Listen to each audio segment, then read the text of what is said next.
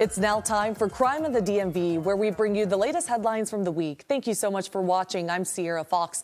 We start with the Fox 5 exclusive. Two men say they were attacked on a Metro bus and claim it was a hate crime. Here's Fox 5's Homa Bash after speaking with those victims. They just moved to D.C. 2 weeks ago from Florida, hoping to find a more welcoming city. But on Halloween night, after leaving a gay bar and boarding a Metro bus, the couple says they were badly beaten. Here's a look at some of the injuries Nico suffered. A broken nose, 2 black eyes, his front teeth knocked out, along with bumps and bruises on the back of his head. WMATA officials tell us this happened around 1:30 a.m. Friday after a group boarded the bus at New Jersey Avenue Northwest in the Shawn neighborhood. A Metro spokesperson says their preliminary investigation and video review show that as Nico and Roy boarded the bus, they became, quote, belligerent to people who are already on board. A verbal confrontation happened, and that is when the suspects assaulted and robbed the couple. Nico and Roy say they were being affectionate before a woman started yelling at them, and the people she was with then joined in. They were just calling us names, and questioning on why we're gay and they're just like, bunch of names, just cursing at us and all kinds of stuff like that. And then they started throwing punches? Well, they started throwing punches because I told them that it was none of their business of who we are. It's none of their business that I'm gay or not. Nico's watch and necklace were also stolen, but the couple tells me despite this terrible welcome to the district, they still love D.C. They plan to make their lives here. Metro officials say this is being actively investigated, and they are still searching for those suspects involved. A longtime local DJ has died 12 days after being attacked and robbed on a quiet city street. The suspects are still on the run. Here's Fox 5's Bob Barnard after speaking with Brian Smith's family. Brian Smith was beaten, robbed, and left for dead on this sidewalk, walking home from a friend's house, having just done a DJing gig at the 930 Club. Earlier today, we spoke to his mother and sister-in-law. It has been an absolute living hell. Leela Sandoval and Jeannie Smith are still trying to make sense of the past 12 days. Brian Smith, also known as the Barber, a DJ and longtime hairstylist in D.C., had been fighting for his life. He was in a coma, suffering from a severe head injury after being attacked and robbed of his cell phone and wallet here in the 500 block of T Street Northwest, Sunday, October 27th, around 5:30 in the morning. They had caused such severe brain damage that I had to take him off life support last night. So he fought really hard. D.C. police have released this video of the suspects in the attack on Brian Smith. 2 men wanted for 3 other assaults and robberies that same morning. Images of the suspect's car also shared on MPD's YouTube page. These people have taken away my whole entire life. This area, even though it's changing, the crime hasn't changed at all. And it's actually gotten worse. We spoke to Randy Cox, who works at nearby Howard University. It's very sad, especially when you see all of the upgrades that have come. So much positivity, the new faces. And so to see that it's still ridden with that same intensity of crime, it makes it very sad. It's like you can't enjoy a lot of the good things that are going on, even though you try. Compounding the sadness for Brian Smith's family is the fact his older brother John died suddenly 3 months ago of a brain aneurysm. His widow is Jeannie Smith. They've irrevocably changed the course of countless people's lives. Brian was so loved in D.C. Like, we've seen the credit card charges that have come through. McDonald's, Finish Line, Nike. Like, I would have bought these people anything they wanted. D.C. police tell us they are still searching for the suspects in the Brian Smith case and those 3 others that same morning.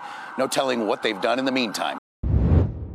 Fairfax County Police say teens are responsible for a crime spree that included stealing more than a dozen guns. Some have been recovered, others are still out on the street. Here's Fox 5's Josh Rosenthal with the details about the case.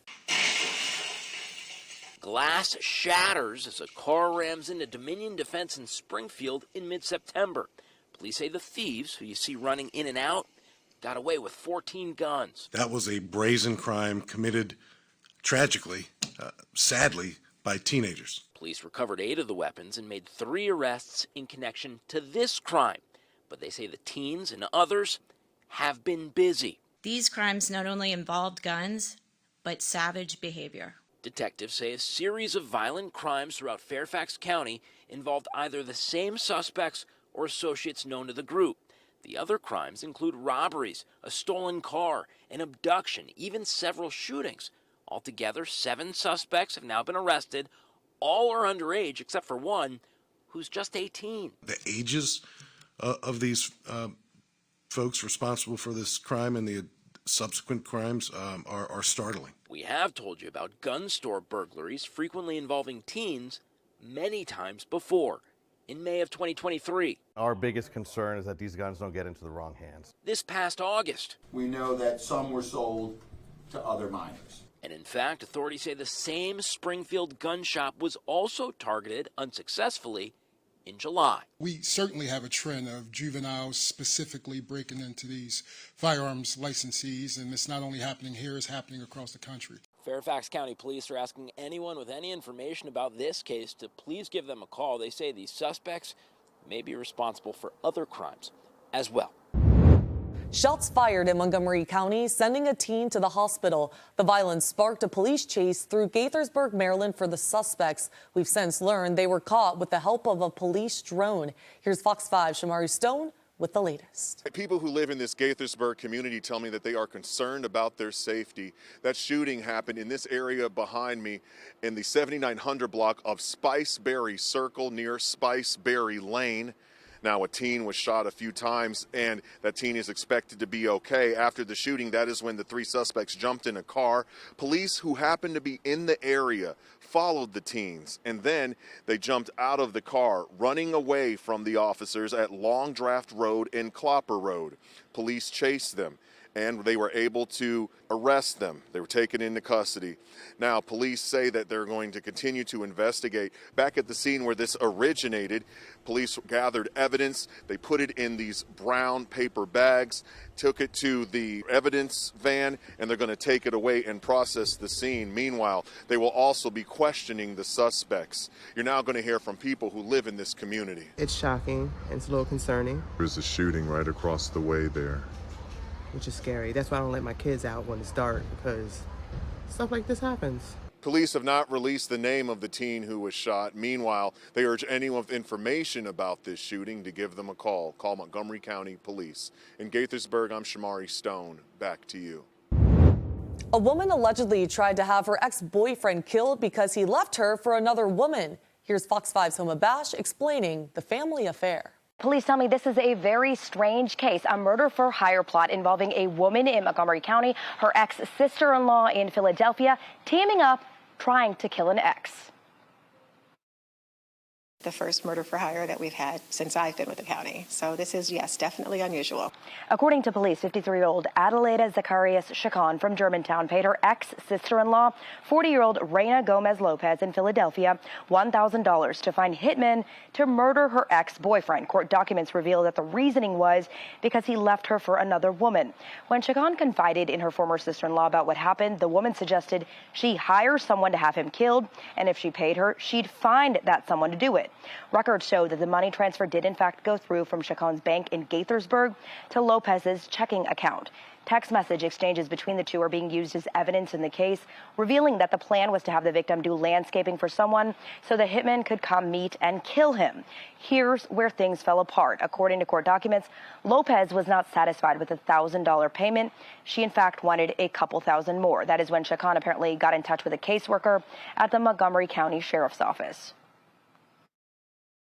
And the victim, or the ex-boyfriend in this case, nothing ever happened to him. He was not harmed. So this was, again, an unsuccessful attempt at a murder for hire, and it didn't get past the money exchange. Now, both women are facing charges of conspiracy to commit murder. Chacon's bond hearing was supposed to be today. It's been pushed to tomorrow as they wait for a translator. Lopez is waiting extradition from Philadelphia to face charges here. Well, that does it for this week's Crime in the DMV. Make sure you tune in next week to stay ahead with us right here on Fox Local as we continue to bring you the latest updates.